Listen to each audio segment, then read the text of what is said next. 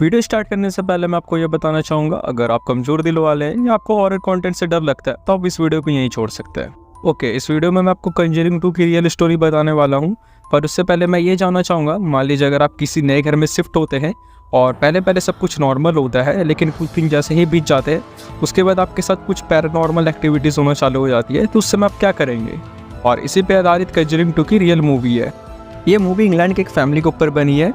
Year 1855 की ये बात है। इंग्लैंड में जब एक फैमिली अपने नए घर में रहने आती है, उसके साथ ये अजीब घटनाएं होना चालू होती है। उस फैमिली में एक औरत रहती है जो कि इस फैमिली में मेन रहती है। उनका नाम बॉबी रहता है और उसकी 2 बेटी और 2 बेटे होते हैं। और बड़ी बेटी का नाम जेनेट था और दूसरी का नाम नैन्सी था। पूरा परिवार एक नए घर में रहने आता है। वो बाहर से बहुत ही देखने में सुंदर घर था, लेकिन उस फैमिली को ये मालूम नहीं रहता है कि वो जिस घर में रहने आ रहे हैं वो एक श्रापित घर है।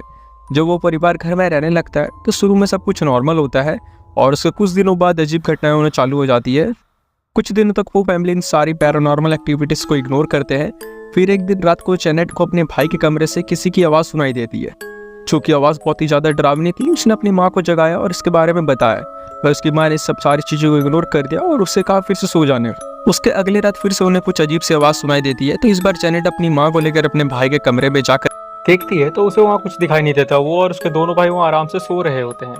उसके बाद जब वो दोनों कमरे से बाहर निकलने जाते हैं तो अचानक से एक टेबल आके दरवाजे से चिपक जाता है। टेबल को देखकर ऐसा लगता है कि किसी ने बड़ी तेज उसको धक्का दिया और वो दरवाजे से लग जाता है ताकि वो बाहर ना जा सके। और ये पैरानॉर्मल एक्टिविटी होने के बाद वो बच्चे काफ़ी ज़्यादा डर जाते हैं और बॉबी अपने बच्चों को लेकर अपने नेबर के घर चली जाती है और वहीं से वो पुलिस स्टेशन में भी कॉल करती है। और उसके बाद पुलिस वो आती है और चेक करती है, पर पुलिस को ऐसे कोई भी अजीब चीज़ नहीं मिलती है, जिस कारण से वो रिपोर्ट नहीं लिखते हैं और वहाँ से जाने लगते हैं। लेकिन जाने से पहले कुछ ऐसी अजीब चीज़ हो जाती है जिससे वो पुलिस वाले भी बहुत ज़्यादा डर जाते हैं। डाइनिंग टेबल के सामने एक चेयर रखी रहती है। वो चेयर अचानक से पुलिस के सामने खिसक के आ जाती है और ना ही उस चेयर पे कोई तार बंधा था या ना ही कोई रस्सी, जिस कारण से वो खिंच के आई हो। और इस घटना के बाद पुलिस वाले भी बहुत ज़्यादा डर जाते हैं और वो बॉबी को कहते हैं कि हम इसमें कोई भी रिपोर्ट नहीं लिख सकते क्योंकि एक पैरानॉर्मल एक्टिविटी है, इसमें हम आपकी कोई भी हेल्प नहीं कर सकते। और ये बोल के वो पुलिस वाले उनके घर से चल जाते हैं। और इसके बाद बॉबी की फैमिली और ज़्यादा ही परेशान हो जाती है, और खास करके बड़ी बेटी जेनेट, क्योंकि उसके शरीर में एक बूढ़े आदमी की आत्मा आ जाती है और वो बहुत सारी अजीबोगरीब आवाज़ें निकाला करती थी, जिससे घर के बाकी बच्चे भी और ज़्यादा डर जाते थे। इसके बाद एक रात जेनेट अपने बिस्तर से काफ़ी दूर तक चली जाती है और घर के बाकी सामानों को भी तोड़ने लगती है और बहुत ही अजीब गरीब हरकतें करने लगती है। और उसी दिन जेनेट ने अपने आप को एक कमरे में बंद कर लिया था और जेनेट की माँ बॉबी ने पुलिस को फिर बुलाया उनकी मदद करने के लिए, पर पुलिस ने आके स्वयं वही आंसर दिया कि हम इसमें आपकी कोई भी हेल्प नहीं कर सकते क्योंकि एक पैरानॉर्मल एक्टिविटी है। और तब ये सारी खबरें बहुत ही ज़्यादा फैलने लगी थी, मैगजीन में भी आ गई थी। तो वहाँ के कुछ पैरानॉर्मल रिसर्चर्स वहाँ आए और उन्होंने बॉबी के घर में उनके बेटी के कमरे में कुछ कैमरे भी फिट कर दिए और उस कैमरे में साफ साफ दिखाई दे रहा है कि उनकी बेटी हवा में उड़ रही है, वो अजीब सी हरकतें भी कर रही है। और इसके बाद जितने भी पैरानॉर्मल इन्वेस्टिगेटर्स यहाँ आए थे उन्होंने इनसे बात भी की, जेनेट से भी बात की।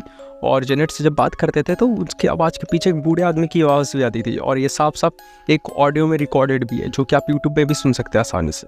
और जितने भी सारे पैरानॉर्मल इन्वेस्टिगेटर्स थे उनको लगता था कि जेनेट ये आवाज़ खुद से निकालती थी मिमिक्री करके, पर बाकी भी एक्सपर्ट्स ने कहा कि ये पॉसिबल नहीं है कि इतनी देर तक किसी भी आवाज़ की मिमिक्री की जा सके, और वो आवाज़ उसकी खुद की भी नहीं थी। और उससे अगर मिमिक्री करती है तो उससे उसकी नॉर्मल आवाज़ भी बहुत ज़्यादा डैमेज हो जाती है। और कहा जाता है कि जेनेट ने एक हॉरर गेम खेला था जिस कारण से उसके साथ ये अजीब घटनाएं होने चालू हो जाती है। और जिस घर में वो रहते थे उससे पहले वो एक बूढ़ा आदमी रहा करता था जिसका नाम विल्किम्स था, और उसकी हार्ट अटैक से मौत हो जाती है, जिसके बाद वो परिवार उसको घर से छोड़ के चल जाते हैं।